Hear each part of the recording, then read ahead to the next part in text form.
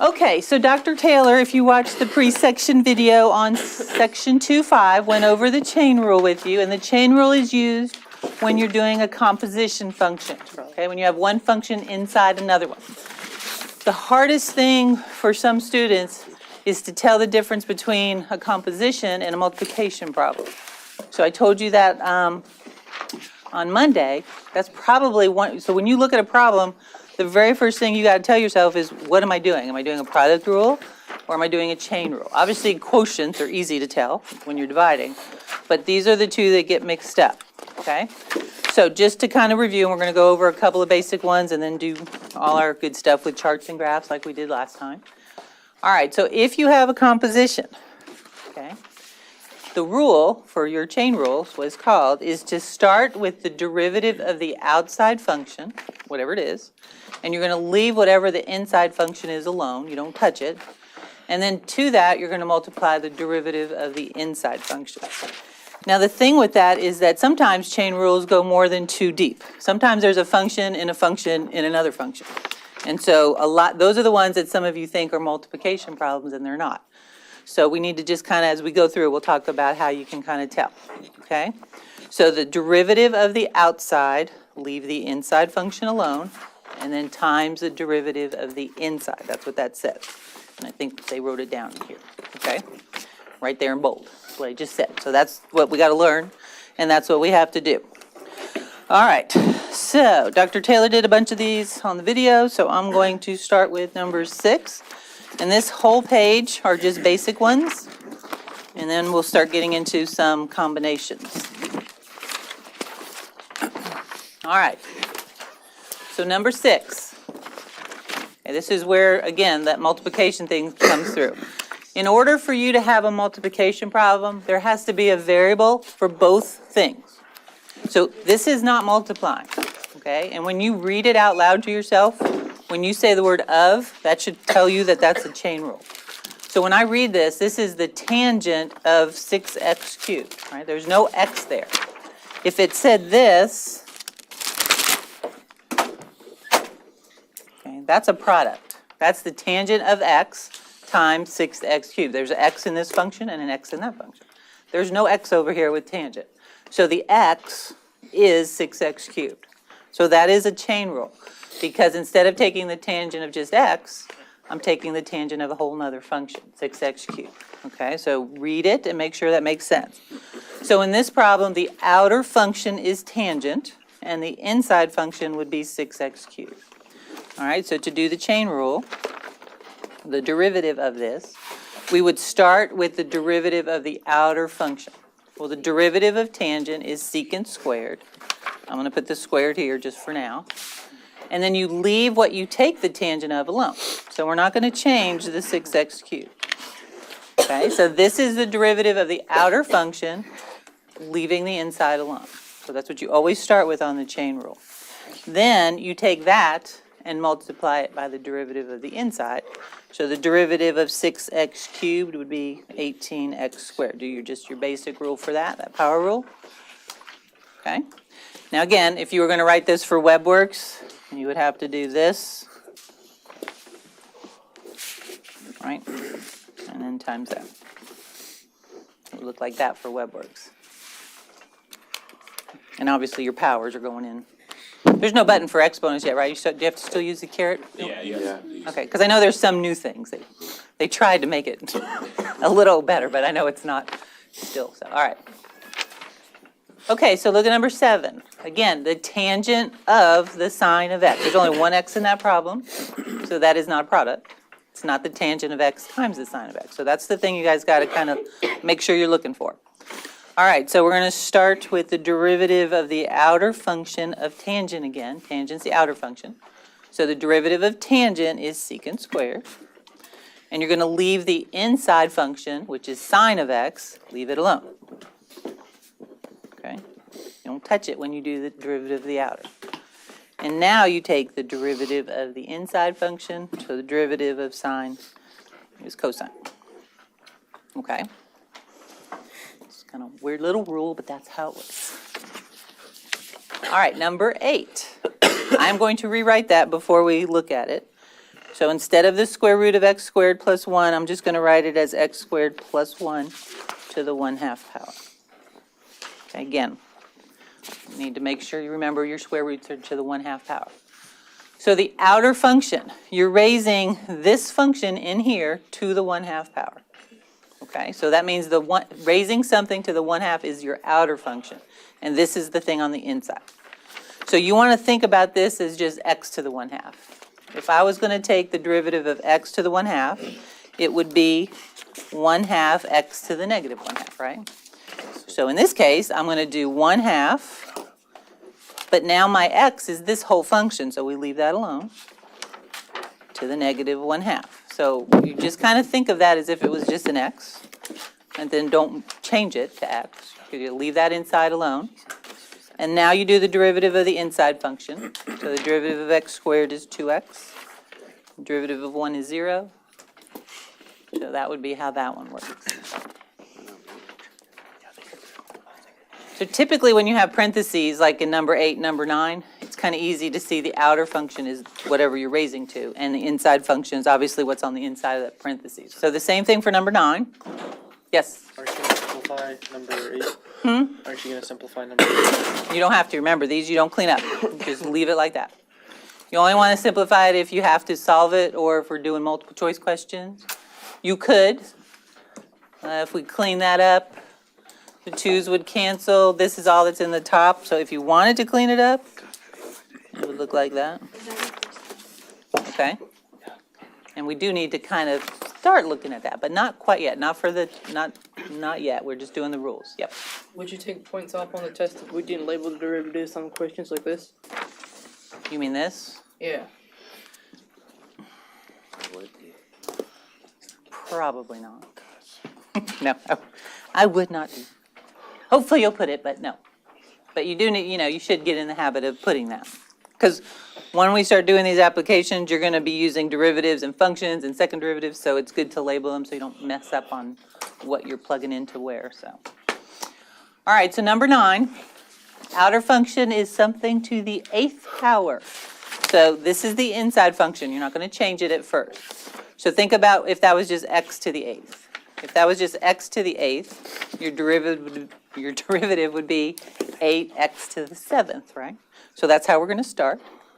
Except instead of x, we're going to leave what's in there.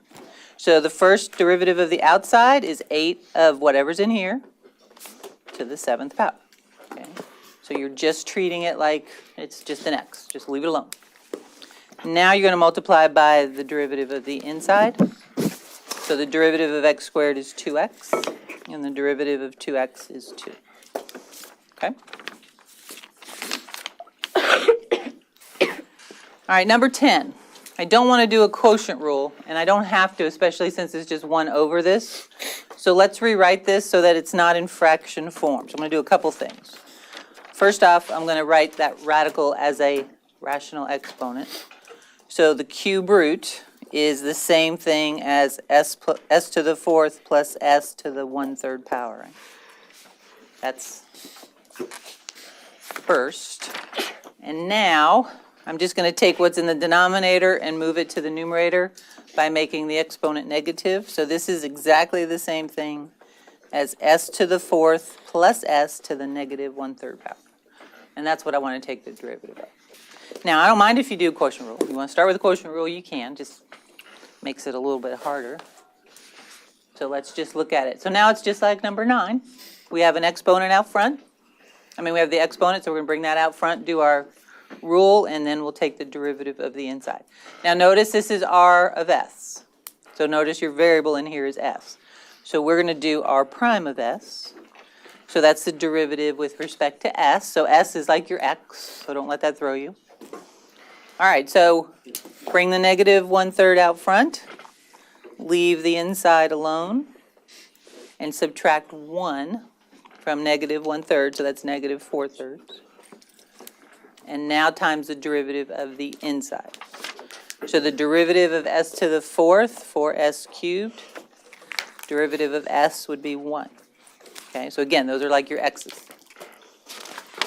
All right, so that page is just pretty much straightforward chain rule. And again, Dr. Taylor did 5 other ones. So now we're going to look at some combinations. And this is where you really have to know whether or not you're multiplying, composing, dividing, all that good stuff. All right, so we okay on those first 5, 6 through 10? Okay.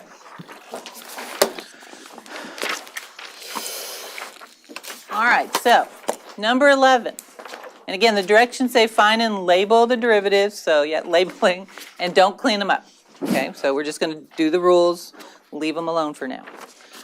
All right, so look at number 11. Read it to yourself, hopefully, and they put a time sign in here. Normally you won't see the time sign. But this says sine of x squared times 8x cubed minus 1. So we're doing a product rule. First and foremost, we got a product. But the first function of that product, sine of x squared, that's a chain rule.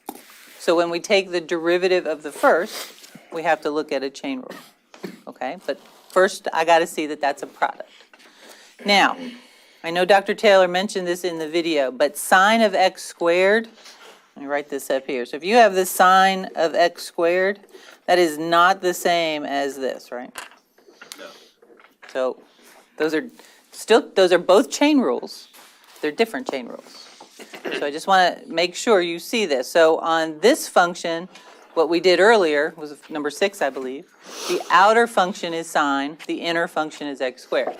But on this function, which is, I'm going to write it WebWorks way, that's what that is. So the outer function is something squared, and the inside function is the sine of x. Okay, so they're both chain rules, but the outer and the inner switch up on you. So be careful when you look at these functions. These might take you more than a minute to do when you get through it, because you really, don't want to rush. You don't want to look at it and make that mistake. So when I look at number 11, 11 is this, so the outer function is sine, inside is x squared. All right, so we're going to do a product rule. So remember, product rule are the 4 parentheses, right? We're going to do the 4 things. So we're going to start, I'll put it in bracket, with the derivative of the first function. Okay. So the derivative of the outer functions, this is a chain rule, derivative of sine is the cosine, leave the inside alone. Okay. And then times the derivative of the inside, which is 2x. So that's the derivative of the first function.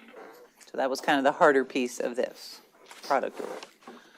All right, so now we're continuing the product rule. So the derivative of the first times the second, leave it alone. Okay. Plus the first function, leave it alone. Times the derivative of the second function. So the derivative of 8x cubed, 24x squared, the derivative of 1 is 0. Okay, and that's it. Don't clean it up, you don't have to yet. Okay. All right, number 12 is a fun one. That's a function inside another function. There's no multiplication in this problem. So if you look at number 12 and you read it to yourself, sine cubed of x squared. I did not say times anywhere, so this is not a product rule for number 12. So I'm going to rewrite this so that cube's in the right place, WebWorks style. So this is going to be the sine of x squared cubed. All right, that's what that says. Now, if you get rid of the cubed, it's exactly what we just did a minute ago. Okay? But we have an extra step. So my last 2 steps ought to be what I see up here, but let's make sure. So the outer function, you're taking something, I don't care what it is, but something cubed. So your very first thing, your outer function is something cubed. Then, in between that, we have a second inside function, which is sine. And then the very inside function is x squared. So this is a composition within another composition, okay? So you just got to see these things. That's, like I said, it's the hardest part of this is seeing what it is that you have to do. All right, so let's start with pretending that's x. This whole thing is x, so x cubed. So how would you find the derivative of x cubed? That would be 3x squared. So we're going to write 3 of these squared. So that's where we start. 3 of those squared. Okay? So always think of whatever's in the middle as just x when you start. All right, so we did that. So now we need the derivative of the inside. Well, the derivative of the inside is another chain rule. Yes? Can you repeat that again? I'm sorry. What, The first step. for what's on the outside? It was the 3. Okay, so do you see that you're cubing? That's the outer function. Okay, so think of that as just whatever's in here cubed. So when you take the derivative of anything cubed, it would be 3 of those things squared, right? So then you're just replacing whatever x is with whatever is in here. So it's always going to be your power rule if that's the outside. So 3, leave that alone, and then to that second power. Okay, so that's kind of a good thing to think about in your mind, is just let that be x and go from there, because then it's not so complicated. And then you're just replacing this with whatever was there, okay? All right, so that's the outside, and now we need to do the derivative of this. Well, that's what we just did up here. So now we have another chain rule, okay? So we're going to do the derivative of this outer function. Okay, so the derivative of sine is cosine. So it's going to look just like what we had up there. Leave that inside alone. So just take the derivative of sine. Okay. And now times the derivative of the inside, which is 2x. Okay. So that would just be non-cleaned up form. Derivative inside another derivative. Okay, so they start looking really weird, and it's just, again, taking your time and seeing, making sure you can tell what's inside, what's outside. Okay, any other questions on that one? All right, 13. X minus the cosine squared of x, all raised to the 4th power. So again, I'm going to write that cosine squared of x the correct way for WebWorks. And plus, to me, if you write it the way it's supposed to be with the squared on the outside, that it is makes it easier for your chain rule. So this is going to be x minus cosine of x squared, and that whole thing to the 4th power. So that's what you're doing. Okay? Actually, let me make these brackets. That might make it look a little bit better. Okay? So you can see what's being raised to the 4th power. You can use parentheses, but that might make it look a little better. Too many parentheses up there. All right, so what's your very outermost function? Something to the 4th power. That's on the outside. Okay? So think of that whole thing in there, I don't care what's in there, as just x to the 4th. So what would you normally do for your derivative of x to the 4th? That would be 4x cubed, right? So we're going to do 4 of these cubed. Just leave that inside alone. So that's our first step. So the derivative of the outer, 4 of these to the 3rd power. Okay? So that's the first step. That's the derivative of the outside function. So the outside function is something to the 4th power. All right, now I'm going to do the derivative of the inside. Well, the inside are 2 terms. So now I'm going back to my basic rules. So I got to do the derivative of this and then the derivative of this. Okay, so times. So what's the derivative of x? 1, just the easy one. Minus. All right, now we're just looking at cosine of x squared. Do we see that that's another chain rule? Right? That's a chain rule. Okay? So again, look at them separately. That's the easy one. I got that. Now I'm taking the derivative of this term. So I've got an outer function, which is something squared, and an inside function of cosine. So, well, that was just x, and I was doing the derivative of x squared. How would I do that? 2x. 2x. So what are we going to write? We're going to write 2 of those. So 2 cosines of x to the 1st power. Don't need to the 1st power. All right, so that was that. And now we do the derivative of the inside. Derivative of cosine is negative sine.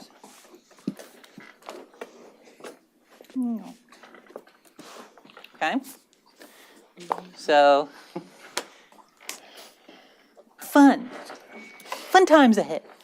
All right, so take your time and don't lose anything. That's the whole thing. So kind of notice the way I did that. I started by, okay, what's the outside? And I just did that. And worry about anything else except doing that. And then I started my next step. So just take it one step at a time. All right. Number 14. Ugh, I don't like this problem because of the theta, but theta is your variable. So you're pretending theta is x. Okay, r of theta. I promise I won't do that to you on the test. All your problems will be x's. These just are coming out of web work, so. All right, and we will need to do that. After section 2, when we start 2.7, we're going to have a lot of different variables. So this is just kind of getting your feet wet a little bit on these. So think of theta as x. That's your variable. Pi is a constant, so the derivative when we get to 4 pi, that's going to be 0. Okay, pi is not a variable. All right, so we're going to do a quotient rule. I mean, you could bring this theta up and make it theta to the -2, but you'd still do a product rule. So let's just leave it this way. Okay, so r prime of theta, and we're going to do quotient rule. So we need the derivative of the top to start. So this is a chain rule. What's the outer function? Cosine. Cosine. So what's the derivative of cosine? Negative sine. So negative sine, leave the inside alone. Don't touch it. Okay. So that's the derivative of the outer function, and now we got to take the derivative of the inside. What's the derivative of 2 theta? 2. 2. And then 4 pi is a constant, so that derivative is 0. So this whole thing is the derivative of the top. Okay, so I'm getting ready to start my quotient rule now, but I had to start the quotient rule with the derivative of the top. So let's say that again. This was a chain rule in the top, so I started with the derivative of cosine, negative sine, leave the inside alone, and then times the derivative of the inside. That was the hard part. Now, finish off your quotient rule. Bless you. So the derivative of the top times the bottom, leave the bottom alone, minus the top, leave it alone, thank goodness, cosine 2 theta minus 4 pi, times the derivative of the bottom. So what's the derivative of theta squared? 2 theta, all over the bottom squared, which I'm going to write like that. You can write theta to the 4th. But again, since we're not cleaning it up, I just leave it that way. Okay? Chain rule is not so bad if it's just one. When it gets itself deeper in there, it gets a little problem. So we just got to work on these. All right. Any on that page? Okay? All right, 15. Again, I don't know why when we type these notes up, we put that time sign. I wish the time sign wasn't there because you have to be able to see that without it always being there. So look at number 15. Okay, if I read this problem, with or without that dot, it would be x squared times the square root of 2x cubed plus 1. So that is definitely a product rule. Okay, so let's rewrite square root.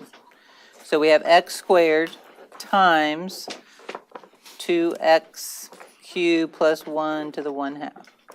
You can put times in there if that helps you. So we have one function, x squared, times another function, that's square root function. So this is definitely a product.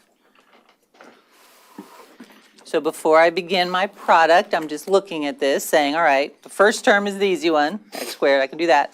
This 2x cubed plus 1 to the 1/2, that's a chain rule, where the outer function is something to the 1/2, and the inside function is what's in parentheses. Okay, so when I get to the derivative of the second, which will be the last thing I do, that's kind of the harder piece. All right, so we got our four parentheses, so product rule. So we're going to start with the derivative of the first. So the derivative of x squared is 2x, times the second, leave it alone, plus, so that was the easy side, plus the first function, leave it alone. Since I know I'm going to be doing some work here, I'm going to use bracket, times the derivative of the second. All right, so again, think of that as x to the 1/2. What is the derivative of x to the 1/2? That'd be 1/2 x to the negative 1/2. So we're going to do 1/2 of these to the negative 1/2. That's where we start. So 1/2 of these to the negative 1/2. So that's the derivative of the outside. Now we're going to do the derivative of the inside function. Derivative of 2x cubed is 6x squared. And the derivative of 1 is 0. So there we go. So that one wasn't too bad. Okay?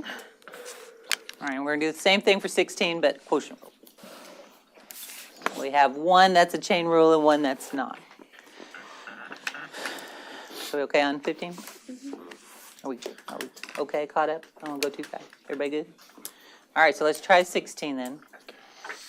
The top is just your regular function. That's the easy piece. The bottom is your chain rule. So we got something raised to the third power. So it's very similar to what we just did, but we're doing quotient rule this time. All right, so we start quotient rule with the derivative of the top. So the derivative of the top function is 15x squared times the bottom, leave it alone. Okay. Minus, so we did the derivative of the top, leave the bottom alone, minus, now we're going to leave the top one alone. Oop, should have used a bracket. Anytime I do chain rule, I usually use a bracket just because I have more going on there. All right, so now we're going to do the derivative of the bottom. So again, we have something, I don't care what's in here, something to the third power. So the derivative of x to the third is 3x squared. So my derivative I'm going to start with is 3 of these, don't change those, squared. Okay, that's the derivative of the outside. And then we're going to take that and multiply it by the derivative now of the inside. So two individual terms. So derivative of x squared is 2x.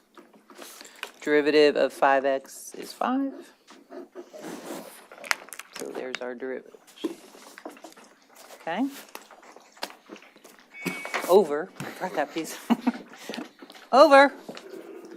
One always easy mistake to make on quotient rule. Over the bottom square. Forgot about that. So again, I'm going to leave it like that. You could just write it to the 6th power, not the 5th power, but the 6th power if you're going to simplify it.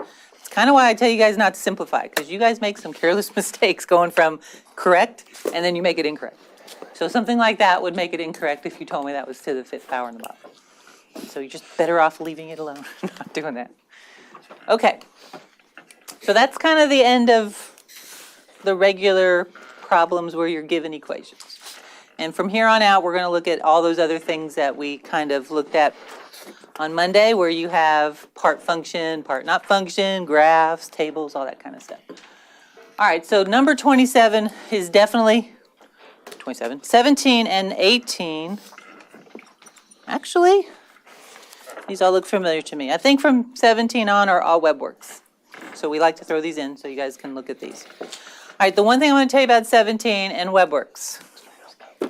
WebWorks likes to use the letters A, B, and C for constants. We always, in math, in algebra, when you see letters lower in the alphabet, they represent constants. You know, like in the quadratic formula, right? AX squared plus BX plus C, they're always constants. So when you see those lower letters in WebWorks, treat them as a constant. So if I asked you for the derivative of A to the 8th, it would be 0, okay? So make a little note of that because they like to do that in WebWorks to you. The derivative of A to the 8th is not 8A to the 7th. Remember, you're taking the derivative of x. Whatever's in this parentheses, that's your variable. Everything else is constant right now until Monday. So I don't want to make a big thing about that because that's not going to be true on Monday. All right, but always the lower letters will be. Okay, so A, B's, and C's are always constants. X, Y's, and Z's, those will be your variables that we're going to deal with. All right, so let's look at the derivative of the cosine of A to the 8th plus X to the 8th.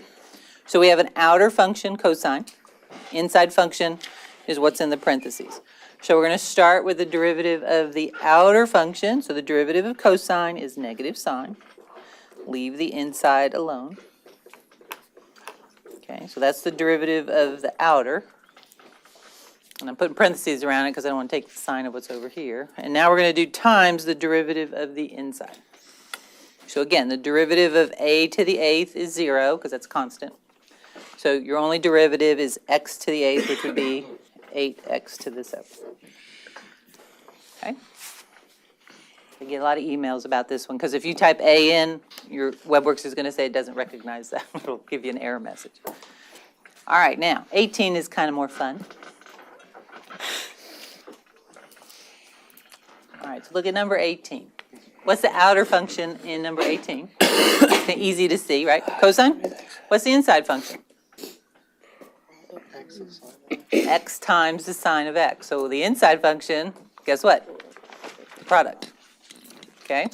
So the outer function is fine, the derivative of the outer function, but when you do the derivative of the inside, that says x times sine of x. There's no time sign there, but that's how I read that. That is a product. Okay? All right, so derivative of the outer, negative sine, leave the inside alone. Okay, so there's a derivative of the outside. So derivative of the outer, leave the inside alone. Now, hope I can get 4 things in here. Now I have to do the derivative of the inside. They're easy, the 2 functions, but it's still a product rule. So I got to have 4 things, right? So 1, 2 plus, trying to get them all to fit in here. But I got to do a product rule here. So derivative of the first times the second plus, right? So you don't have to put them in there, but I'm just showing you. That's what I'm getting ready to do. All right. So x is your first function. So what is the derivative of x? 1. I'll put it. You don't need it, but 1 times the second. Leave it alone. So 1 times the sine of x plus the first. Leave it alone. X times the derivative of the second, so derivative of sine, cosine of x. Okay, so you got to be real careful. Take it one step at a time. Okay. All right. So those are WebWorks, the kind of strange ones, so we like to throw those in there. Now 19 is a very typical problem for chain rule where you're given the numbers. So kind of like the worksheet we did at the beginning of class, we did a product rule and a quotient rule when you had all this. Now we're going to do the chain rule. I cannot stress enough, from here on out, write the definition of the chain rule down first before you start plugging in numbers, because it will confuse you if you don't kind of follow these steps. So I'm going to do it 5 more times today, writing it down from the beginning, that very first page of your notes, except it said H prime. So we're doing f of g of x. So notice, capital F of x is a composition, f of g of x. You're asked to find, I don't care about all these numbers yet, but I am asked to find the derivative of capital F at 3. Okay, so before I use a number, I want to figure out what f prime of x is. Okay, do it with the x's. Until you get better at it, keep x in the problem. All right, so look at what capital F is. And that's a chain rule. So what's the formula for chain rule? We do the derivative of the outer, f prime, leave the inside alone. Okay, so that's what it looks like in notation. The derivative of the outside, leave the inside alone, times the derivative of the inside. That's the formula that's on the front page of your notes, except it uses H. Okay. All right, now go in and plug in your 3's. So now we're going to find f prime of 3. So that's f prime of g of 3 times g prime of 3. Okay? Again, this is going to help you until you get this right, because if they switch the g and the f around, you got to make sure you're writing it correctly. So I always feel like using x is easier to start with. Okay, so here's where if you're going to make a mistake, you're going to make a mistake by trying to do too much. So I always tell you guys to do the chain rule in 2 parts, okay, when you're plugging in numbers. Just start with the function first. So notice this is a derivative and this is a derivative, but right here, that's not a derivative. So I want you to start with just finding what g of 3 is. So go up to your numbers, and g of 3 is -7, right? Mm-hmm. That's all you should do on the first step. So you're going to leave f prime right there. And then just plug in what g of 3 is, which is -7, and leave that there, okay? The reason why I tell you to do that is because now look at what's left. Now you've got two derivatives left. Okay, so your first line, your first step is just to do the one function number, and now you'll be left with the two derivative numbers. So now you'll go and get your derivative of -7, which is 2, and your derivative of 3, which is -8.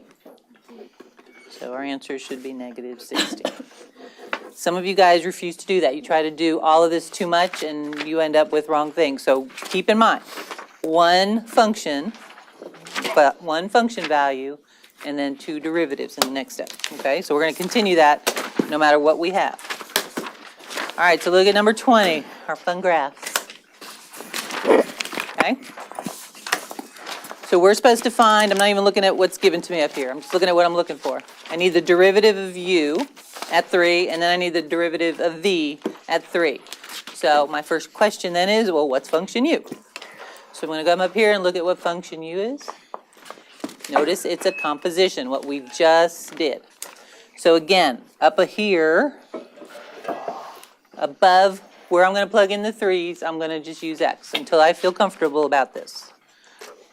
So practice your rule for chain rule. F of g of x is function u. So the derivative of u would be f prime, leave the inside alone, so f prime of g of x times the derivative of the inside.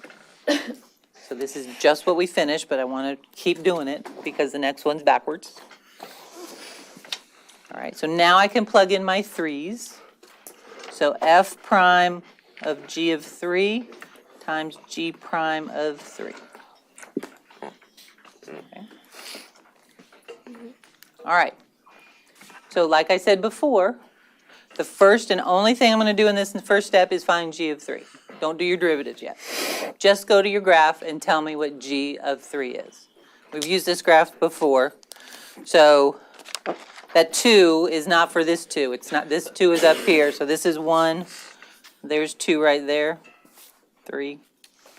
It just looks like it's down. But so these tick marks are by ones. Okay, so function g is the bold one up on top. So if we go to 3 on function g, what is that function value?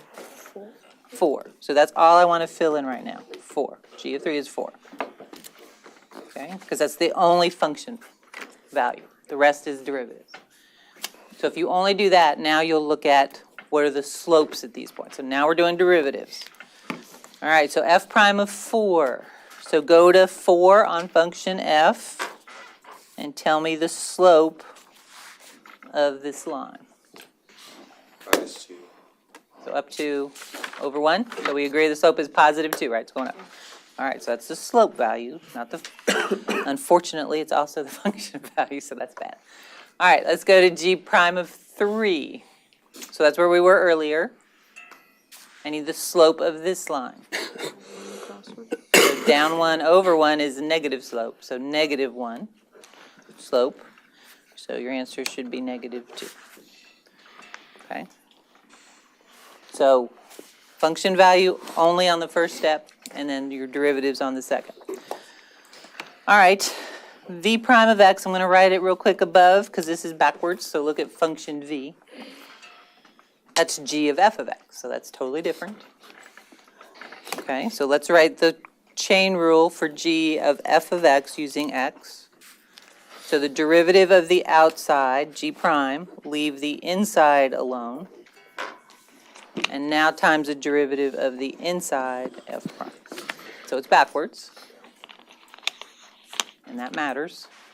Now you can put your 3's in there. So g prime f of 3. So again, once you feel comfortable, you don't have to do that x part, but I feel like this is the one we're going to mess up on. We messed up. All right, so now, only thing I'm going to do in this step is find f of 3. So go to function f, go to 3, tell me that function value. So that would be 0. So we got g prime of 0 and f prime of 3. So that's all I replaced. All right, and now I need slopes. So g prime of 0. So go to function g at 0. Right there. That's 0. What's the slope of this line? 0. 0. So the slope is 0. F prime of 3 doesn't really matter, but I'll find it. But F prime of 3 is still 2, right? The slope of this line is 2, but that doesn't really matter because we got 0 times anything. So that's second step or slopes. First step is your function value. All right. So that's using a graph. Now there's no table on this one. I think we have a table on one of the appendix worksheets we'll get to, so we'll hit the table eventually. But number 21, these are the fun ones where you have part function and part function notation, okay? So we got 2 more of these to do. So again, I always, when I start a problem, I go to exactly what am I looking for. So this problem asked me to find f prime of a, okay? So that's all I'm concerning myself with, right? I don't care about all this other junk, I'm just, okay. So I gotta find function f. Where's capital F? Right here. So notice what it is. Read that to yourself. That says f of x to the 6th. That is a composition. F of x to the 6th. So the outer function is f. The inner function is x to the 6th, right? That's what that says. So if I want to find f prime of a, actually, I'm going to do this again. And then I'll come down and do that. Let's do it with x. I just think, again, some of you don't need it, but some of you do. All right, so this is a composition. What's the formula for chain rule? You take the derivative of the outer, leave the inside alone. So how do I write the derivative of f? It's just f prime, leave the inside alone, okay? So that's the beginning of the chain rule. Derivative of the outside, leave the inside alone, times, what's the derivative of the inside? I can do that, 6x to the 5th. Good.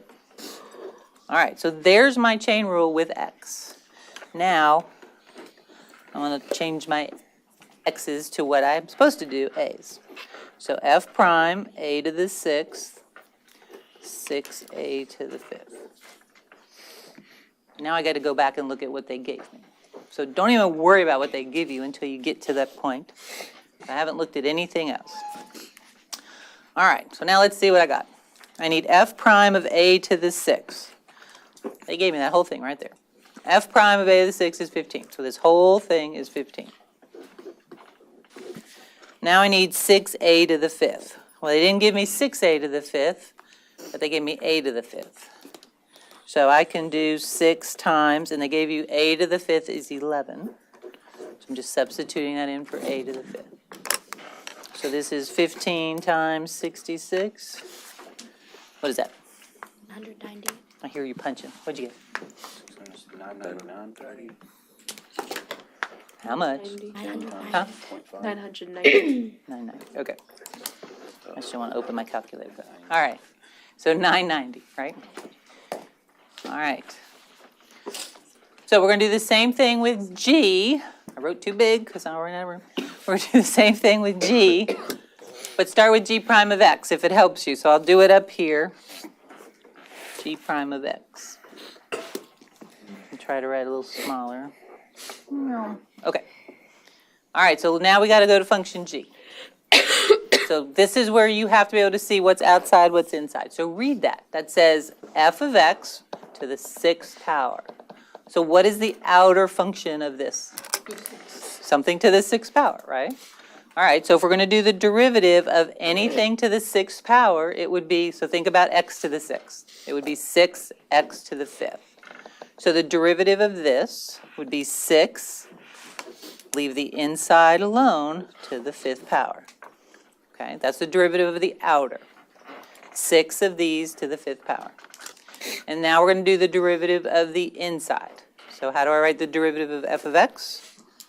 That's f prime of x. So again, if I just have function notation, then you're just writing it.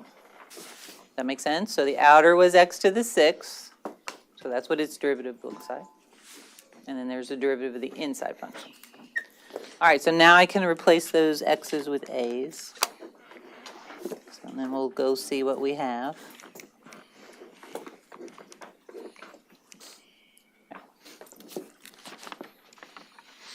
All right, so 6 times f of a to the 5th times f prime of a. So 6 times f of a to the 5th. So I don't have any of that, but I have f of a, right? So f of a is 2, so I can plug in a 2 right here. So that's 6 times 2 to the 5th times, and then they did give you f prime of a is 8. Now again, watch your order of operations. You're going to do 2 to the 5th first. Don't multiply 6 times 2. So 2 to the 5th is 32. And then 6 times 32 times 8. What do we get? 1536. Thank you. Okay, so 6 times 32 times 8. Okay. All right. All right, Sean, that's the end of these notes. Thank you.